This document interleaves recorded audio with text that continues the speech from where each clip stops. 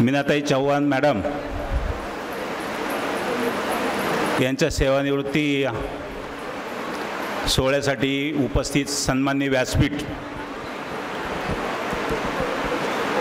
त्यांच्यावरती प्रेम करणाऱ्या सर्वच माता भगिनी, सर्व नातेवाईक, ज्या दिवशी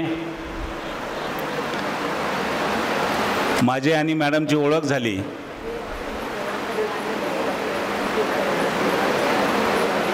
खऱ्या अर्थाने आपण ज्यावेळेस ग्रामीण भागामध्ये काम करत असतो, ग्रामीण भागातलं प्रशासन आणि लोकप्रतिनिधी यांचा दुवा काय असतो तर हे जर समजून घ्यायचं असेल तर ह्या महिला बाल विकास विभागाकडे जर आपण बघितलं तर खऱ्या अर्थाने आपला दुवा समोर ज्या सगळ्या भगिनी बसल्या आहे यांच्या माध्यमातून तो आपल्याला कळतो। ज्यावेळेस आम्ही राजकारणामध्ये आलो आणि ज्यावेळेस लोकांचा ओघ लागतो की यांच्याकडून खूप काही कामं व्हायला पाहिजे, परंतु प्रशासन आणि लोकप्रतिनिधी हे एकाच म्यानात कधीच राहत नाही। प्रशासन चालत असताना महाराष्ट्र शासनाच्या अनेक अटी शर्तीसह अनेक नियम निकष या सगळ्यांच्या पुस्तकामध्ये बांधून आणणारं प्रशासन म्हणजे खऱ्या अर्थाने ते आपण प्रशासन महाराष्ट्र शासनाचं किंवा राज्य शासन जे म्हणतो ते प्रशासन समजून घेण्याला खूप दिवस त्या प्रशासनातल्या अधिकाऱ्यांबरोबर आपल्याला पदाधिकाऱ्यांना राहावं लागतं। ज्यावेळेस अंगणवाडीची एखादी भरती निघते त्यावेळेस गटातून गावातून 4-4, 5-5 अंगणवाडी सेविका, 5 मदतनीस आणि त्या पदासाठी ज्यावेळेस अर्ज जातात त्यावेळेस ओघ लागतो, तो खऱ्या अर्थाने आमच्याकडे ओघ लागतो की साहेब आमचं काम झालं पाहिजे। जागा एक आणि 50 अर्ज ज्यावेळेस येतात त्यावेळेस खऱ्या अर्थाने ताई ज्या पदावरून निवृत्त झाल्या त्या पदावरती ॲलिगेशन होण्यासाठी सुरुवात होते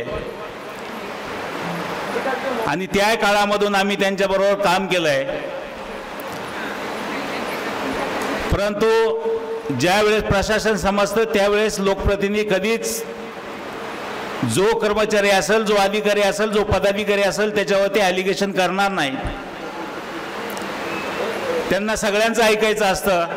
आमदार महोदय, खासदार महोदय, जिल्हा परिषद सदस्य सगळ्यांचं मिळून ह्या प्रशासनामध्ये काम करत असताना त्या चाकोरीमध्ये ते पटवून द्यायचं असतं की मी कसं बरोबर काम करते। आणि मला वाटतं हे काम करत असताना आमच्या चव्हाणताई कधी कमी पडल्या नाही। एखादं काम त्यांना सांगितलं किंवा त्यांना एखाद्या कामाविषयी आपल्याकडे त्यांची काही कुणी तक्रार केली, आपण त्याची शहानिशा केल्यानंतर आपल्याला खात्री पटली पाहिजे की चव्हाणताईंनी केलेलं काम किंवा चव्हाणताईचा जो काही चार्ज असेल चव्हाणताई चुकीचं काम करणार नाही। सगळ्यांच्या शंकेचं निरसन करणारं काम हे चव्हाणताईंनी त्यांच्या कार्यकाळामध्ये केलं। गेली 15 वर्षापासून मी माझ्या प्रभागामध्ये आणि अकोला तालुक्यामध्ये त्यांच्याबरोबर काम करत असताना कुठलीही कंप्लेंट आली की चव्हाणताईंच्या बाबतीमध्ये जर एखादी कंप्लेंट आली तर मी ती कंप्लेंट माझ्याकडे घेऊन मी ज्यांनी कंप्लेंट केली त्याला त्याचं उत्तर मला वाटतं 50-60 केसेस ह्या मीच केल्या असतील। कारण एवढा नीटपणे ज्या वेळेस एखादी भरती येते किंवा एखादी प्रक्रिया येते किंवा शासनामध्ये एखादं महिला बालकल्याण विषयीचा एखादा प्रोग्राम येतो, तो प्रोग्राम एवढा किचकट असतो, तो प्रथमतः कुठल्याही लोकप्रतिनिधींनी त्या साच्यामध्ये काम करत असताना तो पहिला समजून घ्यायचा असतो। त्याचं मेरिट काय असतं ते मेरिट लावताना त्यांना ते सगळे मार्क द्यायचे असतात आणि ते मार्क देत असताना कोणाला किती द्यायचे, कोणाच्या निकषानुसार किती मार्क पडतात याची सगळी आकडेवारी जुळून त्यांना ती जिल्हा परिषदेला ती माहिती सादर केल्यानंतरच त्याच्यावरती अंतिम ऑर्डर होत असते।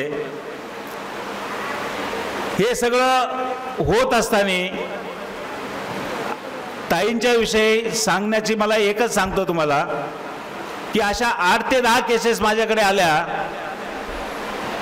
परंतु ह्या केसेस येत असताना एवढ्या मोठ्या प्रमाणात आरोप होत असायचे, एवढ्या मोठ्या प्रमाणात आरोप होत असायचे, ज्यावेळेस आमच्यासारख्या लोकप्रतिनिधींनी समजून घेतलं त्यावेळेस आम्ही त्यांना एकच सांगितलं, ताई काम कोणाचं व्हावं याच्याशी आम्हाला घेणं देणं नाही, पण एखाद्या माणसावरती, एखाद्या जो कोण कॅन्डिडेट असेल त्याच्यावरती अन्याय होता कामा नये. तुम्ही अशा पद्धतीनं तुमचं सगळं तुम्ही काम करा.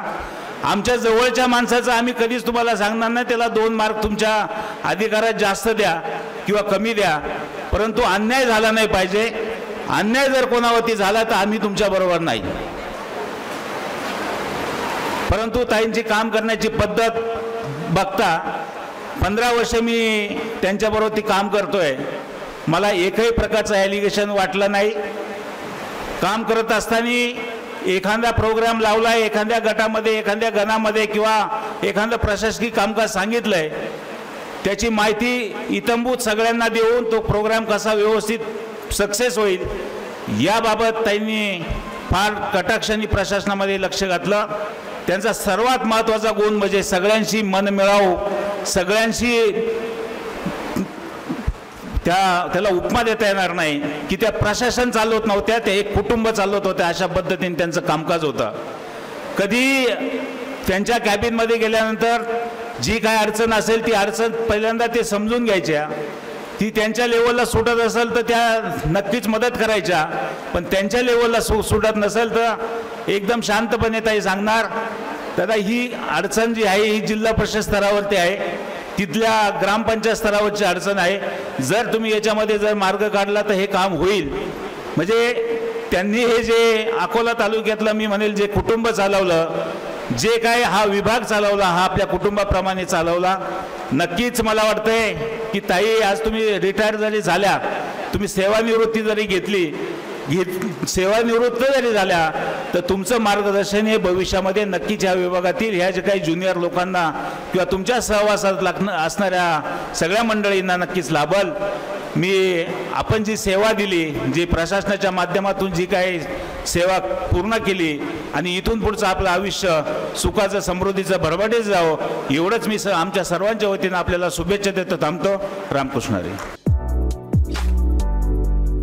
आपली माणसं आपलं दुकान, श्री स्वामी समर्थ क्लॉथ आणि मॅचिंग सेंटर, तसेच श्री स्वामी समर्थ एंटरप्राइजेस होलसेल कापड दुकान. अकोलेकरांच्या पसंतीस उतरलेलं कापड विश्वातील लोकप्रिय नाव म्हणजे श्री स्वामी समर्थ कापड दुकान. मनमोहक वस्त्रालंकार, वाजवी किंमत आणि विनम्र सेवा. 6 वार साडी, 9 वार sari, Banarasi silk, suiting, shirting, Manchar टोपी, टॉवेल, शाल, नॅपकिन, फेटा, इनरवेअर आदी साहित्य एका छताखाली. लग्न बस्त्यासाठी खास अद्ययावत व्यवस्था, तसेच लग्न बस्त्यावर ट्रॉली बॅग फ्री.